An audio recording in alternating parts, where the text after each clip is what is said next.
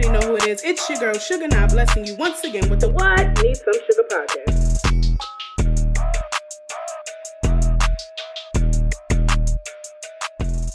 Episode 31. So today's episode, we have quite a few topics, but it's kind of like bullet point topics. I'm going to fire off on each one, give y'all my opinion real quick, and then we're moving the fuck on. I've been having a lot of things to do because I'm 6 months pregnant. I'm trying to hurry up and get shit together for when I'm just, sitting down and nesting and nurturing my baby and, the end of pregnancy type things. So my life's been a little hectic. I've been having a lot of outside chores to do. But of course, I got to meet my obligation of dropping a new podcast episode for you guys every Friday. So I'm just letting you guys know if this episode feels a little short or rushed, that's why, because I got shit to do. All right, let's get to it. So the topics for this week's episode are, I'm going to give you guys a small little pregnancy update. The tariffs take a pause again. Medicaid cuts. A brain-dead Georgia woman is being kept alive due to Georgia's abortion laws. I'm going to give you guys a Rodney Hinton Jr. update. A Diddy update because his trial just started. Haley and DDG is still going through some BS. Tory Lanez supposedly allegedly got stabbed up in jail, and there's new evidence about the case with him and Megan Thee Stallion. Chris Brown just got locked up. So without further ado, here we go. So I am officially 6 months pregnant as of Wednesday. So every Wednesday is a new week in my pregnancy, according to my pregnancy app. The pregnancy app I'm using says my baby is the size of a papaya, and I can agree with that. It's starting to get a little harder for me to breathe. Like every time I do something, I have to sit down and catch my breath. Getting out of bed is getting a little annoying because I'm like shifting to the side.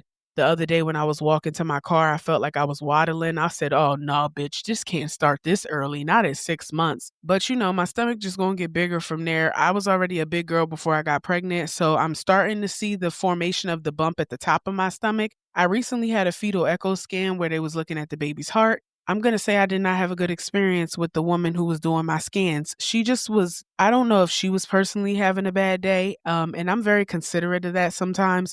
But also as the patient, I don't want to fucking hear you moaning and groaning because you can't get the images that you need. And it's not because I'm fat. It's because my baby was in a weird position. I don't need to hear throughout the whole entire scan that you're having difficulties. Hearing her, oh, no, what?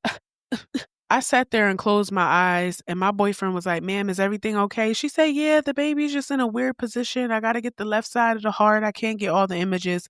And it's like, we understand that, but also I don't want to fucking hear that you're having a hard ass time today doing your job because that's not my fault. And also I felt like my baby stayed balled the fuck up because she felt your nasty ass energy from outside the womb. Like I literally closed my eyes and tried to talk to my baby on the inside. Like, please unball yourself, boo, so that this bitch can get off of me because she's starting to piss mommy off and you probably feel the vibes too. So please let this lady get these images that she need to get so we can get the fuck up out of here because I want this lady off of me. She kept like wiggling my stomach. I'm not going to lie. She was putting a lot of pressure on my stomach. And like I said, I'm a big girl, so I know that they got to put a little extra oomph on it to see the baby. But also it just felt like the lady was being very aggressive, very rough. And I'm like, okay, I already let it slide that when I walked in this room, you didn't have the bed prepared. You didn't have the fucking pillows set up the way it was supposed to be. And also when you did pull the tissue down, you didn't even bother to fix it, even though you saw that it was fucked up. My boyfriend came right behind me and fixed the bed for me and was like, there you go, babe. Go ahead, lay down. Like, you didn't even care to make sure that the patient was comfortable. You just wanted to, I don't know. That's why I'm like, I'm trying not to take this personal. Maybe this lady's having a bad day. Maybe she been having a bad day. Maybe she got a bad life. I don't know. But also on the other end, you should not make me feel that in this moment. As the patient, I should be made comfortable. But as the patient, I should not feel that you might be having a bad day. Or I also should not be feeling uncomfortable in your presence. And I just was like, I want to hurry up and get out of this. Like, honestly, y'all, I'm to the point where if I do get her again, because I have another growth scan at the end of the month, I might politely ask them, can I switch texts? Because my last experience with her was not a positive one. I don't give a fuck. I will turn into that fucking person. I will be that patient because now that I think about it, I'm not going to subject myself to nobody's nasty ass attitude or rough ass approach to no ultrasound. I'm pregnant and I should be treated delicately like anybody the fuck else, whether I'm fat or not. All right, so Trump and his tariffs, they take a pause again. This just seemed like a game of cat and mouse, but then we get a news update that the tariffs went down or that they're pausing them for 90 days. And then we get another update saying, oh no, never mind. We're going to bring them back up to 150% this time instead of 30%. It's just like, make up y'all fucking mind And this whole situation makes me realize that pretty much anybody could be in politics if you got the backing. You don't have to have the educational background. You don't have to even know what you're fucking talking about. Even being the president of the United States, Trump don't even know half of the Constitution. He's referring to lawyers every time they ask him a question about the Constitution. I feel like they should make Trump take the citizens test. You know, the test that immigrants got to take to get citizenship here. I feel like we should give that test to Trump and see how he do, since he want to sit there and say every immigrant is a violent criminal and all this other bullshit. No, you are the criminal. You may not be violent, but you are a criminal. You are a felon. You do a whole bunch of illegal shit. You're giving your billionaire buddies and your business buddies a whole bunch of tax breaks, and they're trying to privatize a whole bunch of systems and facilities and shit just so his buddies can fucking pad their pockets and make their money. And it's like, I don't agree with none of this shit that's going on. And I can say that because I did not vote for Donald motherfucking Trump. And the people who did vote for him, some of them are taking their Trump signs down. Some of them are being quiet, going in a corner. Just admit that y'all fucked up. And now we're in a fucking pickle because y'all let this nigga convince y'all that he was going to be the end all be all to y'all problems. And y'all didn't want to vote for that nice caramel colored lady that told y'all all of this bullshit was happening. Anyway, back to the tariffs, specifically for China, because that's the one where he's trying to give them outrageous ass tariffs, and that's where most of our goods come from. Anyway, he proposed 145% tariffs, but then he dropped it to 30% for 90 days while everyone figures their shit out. And also, I feel like the White House and just all these administrations are full of fucking half-grown adults who don't know how to regulate their emotions and just throw temper tantrums and do whatever the fuck they want because they don't have anybody telling them no. And when somebody does tell them no, it's almost like they've never heard it before. What Beyonce say? The first time I say no, it's like I never said yes. I say yes to your tariffs and yes to your Medicaid, yes to your budget cuts, but you wanna bomb Ukraine. The first time I say no, it's like I never said yes.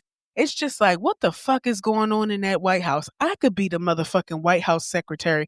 I could be the goddamn president of the United States the way they running this shit. Before you had to really know what the fuck you were talking about. Now you just gotta put on a suit and somewhat sound smart. Put smart words together that don't even make fucking sense. Once people finally come back and decode what you said, they realize you really ain't say shit and you're really a fucking dumbass. But by then it's too late. I'm already in here, ho. I'm talking about in it. Anyway, that's the tariffs, y'all.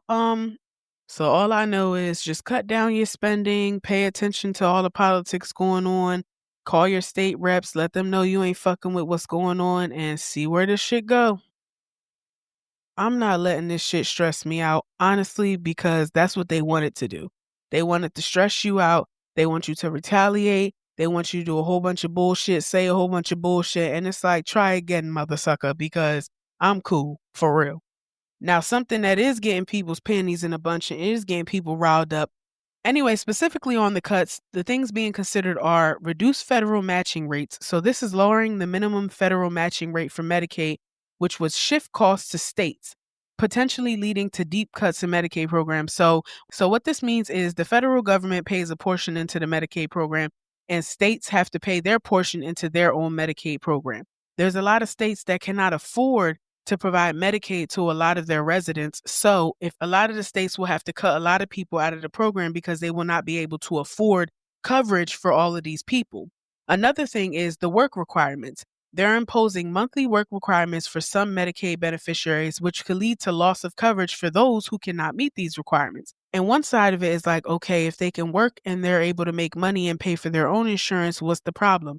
The problem is a lot of the people that are on Medicaid cannot work. So if you're imposing work requirements on people who cannot work, essentially, so it's like, damn, if they can't meet the work requirements, you're still going to cut their insurance. So now they're sitting at home, can't work, and also can't go to the doctor. However, this will, cut out all the able-bodied people for real that can work and just collect Medicaid, which I'm not mad about.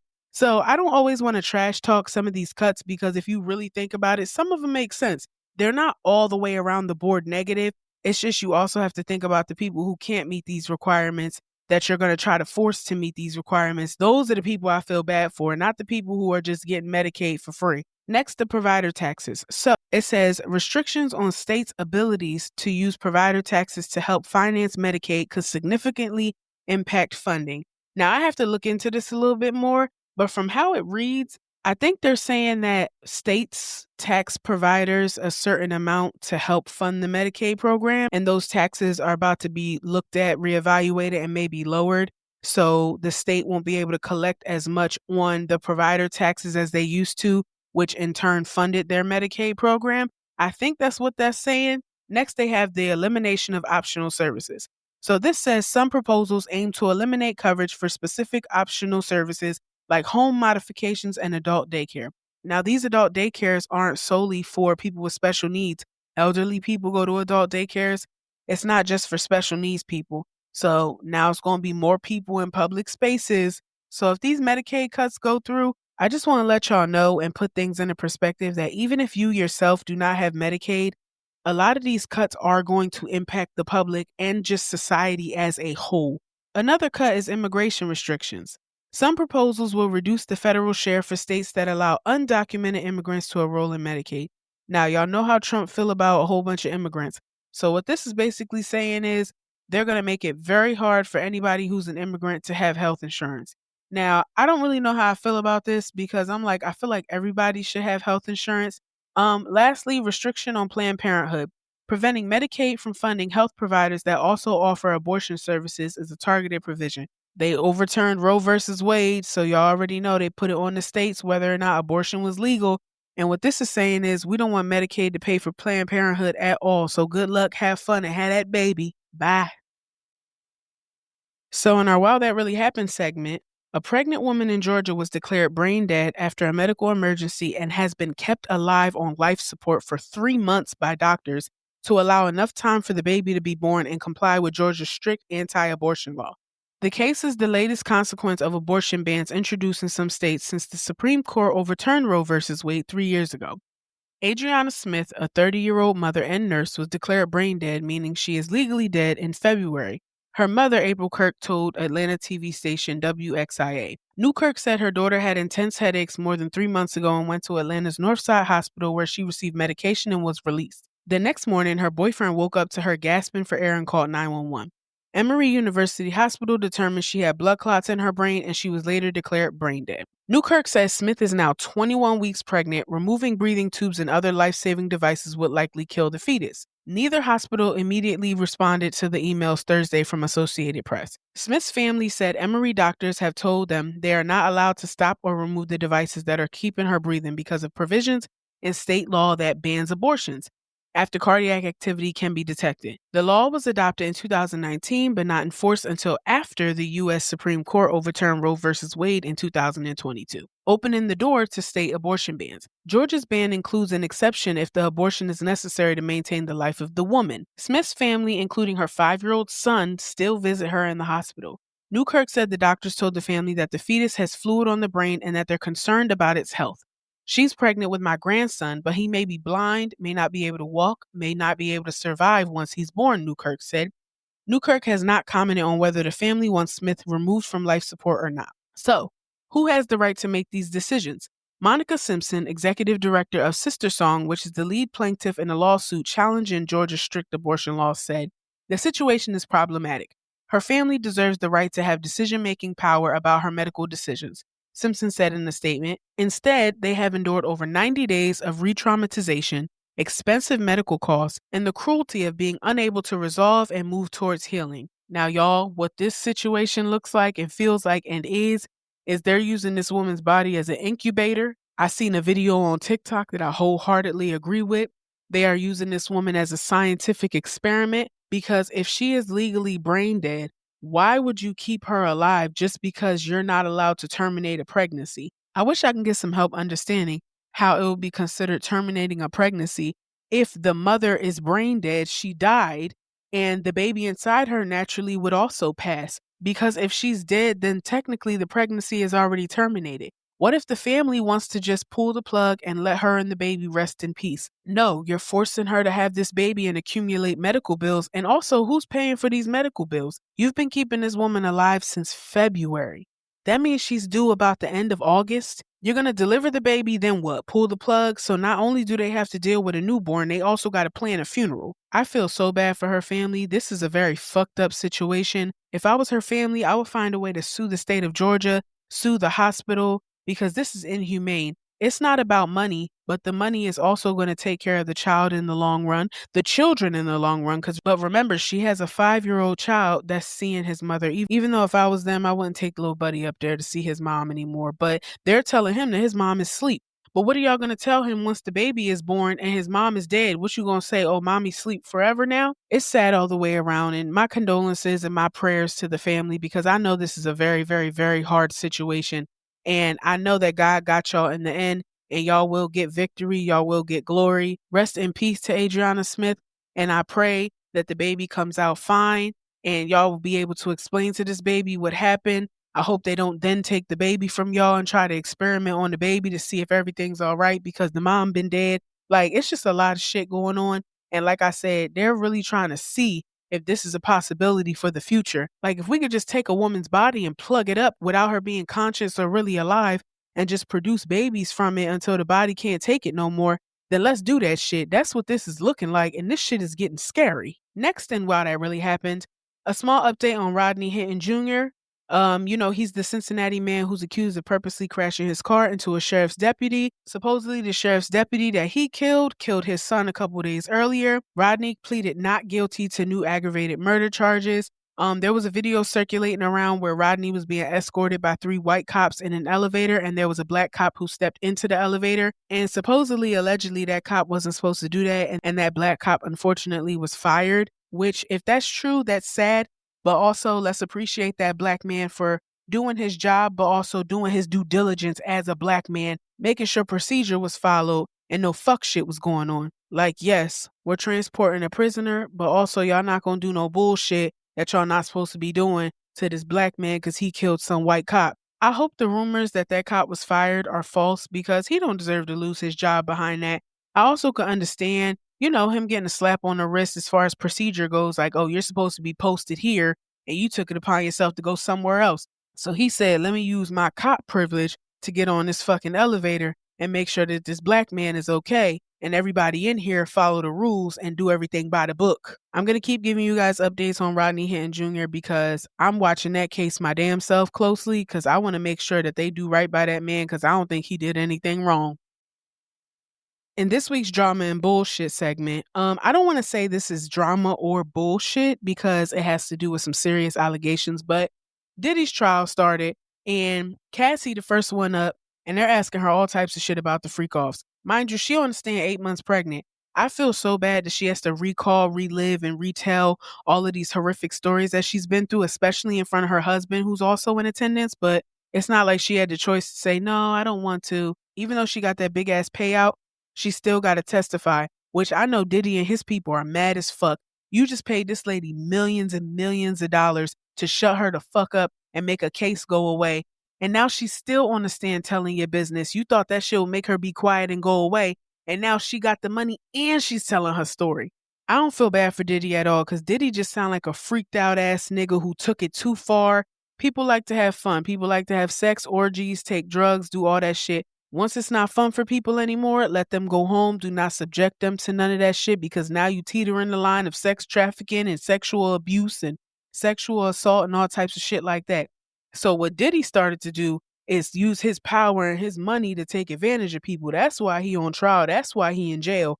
Because once it wasn't fun for people anymore, you still used your money, power, and influence to force them to do all these sexual acts, because you yourself want to get your dick sucked with baby oil and slide across the fucking floor and have all these fucking parties. And you have those people that's like, oh, you're grown. If you don't want to do something, then leave. But then it's like Cassie tried to leave, and then Diddy turned around and allegedly blew up her new boyfriend's car. So it's one of those situations where she probably feared for her life if she left, because he did not want to let her go. That is where it becomes criminal. Nigga, it was fun for me at first, but now it's not fun anymore. I want to stop pineapples, and you're not stopping. You just want to shove your dick in my butt with this baby oil. I don't got time for that. You're going to jail. Thank you. Next. Another thing is, his daughters are in there listening to all this shit. And I'd be like, man, I will not subject my children to listen to these accusations against me. I don't give a fuck if I'm innocent or not. We'll see where this goes. I think the court of public opinion, most people think he guilty, but then you still have those people that are like, oh, she wanted it. She wanted it. And I'm just like, you're a fucking idiot, because it's clear as day that yes, at first she thought it was fun until it wasn't, and he still forced her to do the shit. And then y'all seen that video of him in that hotel kicking and putting his hands on her because she wanted to leave. He did that shit in a hotel hallway where he knows there are cameras, or he wasn't even thinking or caring about the cameras. So imagine what he does in the privacy. So imagine what he does in privacy and in rooms where he knows there's no cameras, no audio, no nothing, no proof. Stop playing. Y'all smarter than that. Next, this shit with Hailey and DDG. I don't follow everything that they have going on, but supposedly Hailey just put a restraining order on DDG and also filed for full custody of their child because supposedly DDG was putting his hands on her. And a lot of his supporters are saying, oh, she's lying. A lot of people are coming out in support of him, but then a lot of people are coming out in support of her. The way I feel is if he put his hands on that girl, lock his ass up. DDG gives me them niggas who post their kid on Easter and Christmas and birthdays on Facebook, making it seem like they always around a child, or they steal pictures from the baby mom's Facebook, or when they finally do see them, they take mad pictures so that they can post them randomly on a Tuesday, making it seem like you got your baby and you don't, nigga. Anybody who supports domestic violence and is speaking out against Hailey, you're a trash ass person and I don't want to hear shit from you. Next story. Tory Lanez was supposedly stabbed 14 times in jail. Do I care? No. I did support him when he was out because I do enjoy his music.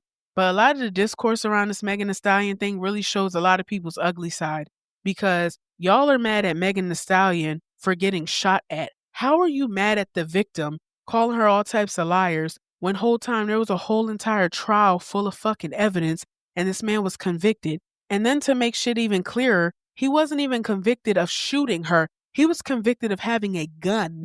So whether you believe he shot her or not, the real issue was he had a gun in the first fucking place. That's why Tory Lanez is in jail. He's a fucking convicted felon, and he's also an immigrant of this country because he's from Canada, carrying around a loaded fucking illegal weapon. Tory Lanez act like such a hood, tough-ass nigga with this Napoleon complex. Whether Kelsey was the one who shot Megan or not, he wasn't even supposed to be in that situation. Now new evidence coming out that Kelsey is the one who shot Megan instead of Tory. Why would Tory take 9 years in prison for a bitch he barely fucking know? Why was he apologizing on that jail phone call after everything happened if he didn't do anything? See, there's things that the people who defend him don't explain. Why is he apologizing? Why would he take the fall for a woman he barely know? Why would he pay her? Why would he pay her almost $1 million? See, when y'all defend something, y'all really got to think about what y'all defending, and y'all got to make it make sense to yourself. And y'all got to make it make sense. Like I said, I like Tory Lanez music. I still listen to some of it. But also, I can see when somebody is a motherfucking coward and doing some weird ass shit. I support Megan Thee Stallion for the fact that I'm wholeheartedly supporting Megan Thee Stallion in this situation because I don't give a fuck what bullshit I said. I don't give a fuck what we was arguing about in that car. That don't give you any right to shoot at me, nigga. Are you crazy? Yes, go to jail tonight, right now. I don't give a fuck. And another thing with his stabbing, they gonna say both of his lungs collapsed and all this. I don't give a fuck. See, y'all, I'm still a work in progress because if you do something to me, I don't give a fuck what happens to you. Please do not tell me what happened to somebody that did me wrong because I low-key might be happy about it. You know, sometimes people be like, oh, I wouldn't wish that on my worst enemy. You'll probably never hear me say that because I would. That's something that barely come out my mouth because not that I would wish that on my worst enemy, but it's not something that I wouldn't wish on my worst enemy. Lord knows what I want to happen to them. So a lot of y'all, oh, I wouldn't wish that. Not me. Next, Chris Brown gets arrested for some shit that happened in 2023 in London. He supposedly bust a promoter in the head with a bottle. And I'm like, Chris, what is going on? You're about to start a goddamn tour, a stadium, a worldwide tour, and you're sitting there getting arrested. Everybody thinks it's because he said free Tory on his Instagram story. Listen, whatever reason it was, Chris should have minded his fucking business then. He shouldn't have been saying no free Tory. He should have been practicing and working on them fucking dance moves and them vocals, bitch. Now look, you locked up, you stressing, you got to pay for a lawyer, and you got to worry about this tour that you're going on that might be postponed because your ass is locked up in another fucking country. I'm not saying free none of these niggas. I don't want them to free Diddy, Tory, or Chris Brown if all these niggas are guilty. And all of these niggas seem to be abusive towards women. So when I hear some women defending them, I'm like, bitch, you crazy because you could be their next victim, dummy. Honestly, I be praying for the day I meet a nigga like Tory Lanez, or I meet a nigga like Chris Brown, or I encounter a nigga like Diddy. Nigga, I'd be your worst fucking nightmare. I could be your brightest light or your darkest day, motherfucker. Don't you play with me. And this is for all the women that you abused in the past who couldn't defend themselves. What's up, nigga? Whew, that was a lot. I had to calm down. I was getting mad just imagining a nigga having me fucked up. So my bad, y'all. I really had to cut that short because I'm like, all right, bitch, you going a little bit too far. Even though this is my podcast and I feel like this is the most open and honest I could be on any platform because TikTok gives me community guideline violations. And also there's a lot of weirdos across social media. So I feel like I'm the most honest with my opinion on my podcast because certain videos on certain social media platforms reach corners of the internet that I did not even know existed. And I'm like, okay, now I got to go on a blocking spree because, bitch, I don't argue with people anymore on the internet. I just block you. I done cussed many people out on social media and it almost got my pages taken down or my monetization taken away. So now I'm like, you not about to play with my money. I just got to block you, bitch. That was it for episode 31. Let me know if you enjoyed the episode. As always, leave fan mail, leave a review. You can listen to the podcast on Apple Podcasts, Spotify, Amazon Music, right here on Buzzsprout. A lot of places, just Google Need Some Sugar Podcast. Make sure you're following our Instagram. That's Sugar Podcast, SUGGAH Podcast. Follow me on all social media at Sugarna, SUGGAHNA. I would love to hear from you. I would love for you to see other content that I'm creating. The whole month of May, I'm releasing vlogs daily for my May I Vlog series. I would love for you to see my day-to-day. If all you know me for is my podcast, I've shared my personal life on the podcast, but it's also different when you can see my day-to-day life in video format. And also, I feel like my vlogs are unique. You know, TikTok got me shadow banned, so my vlogs only get 100 views, but on Facebook, they reach at least 1,000 to 2,000 views. But I'm not really worried about the views, if I'm being honest. If I could just touch one person's heart or make one person laugh, that's good enough for me. Remember that you can always support the podcast for as low as $3 a month. Cancel anytime, no commitment. You also can send me a Cash App donation at $Sugarna. $SUGGAHNA. In the for line, just put laptop fun because, bitch, let me tell you something. This morning, before I even started recording this podcast, my laptop started skitzing out on me. And that's why we missed 1 week because of technical difficulties. This laptop is like, bitch, I'm giving you everything I got, but I'm about to go. We'll get a new laptop when it's time to get a new laptop. I have faith and I trust God. I hope everyone has a wonderful weekend. And what do I always say? It's good, but it needs some sugar. Bye. Psychic, I like this.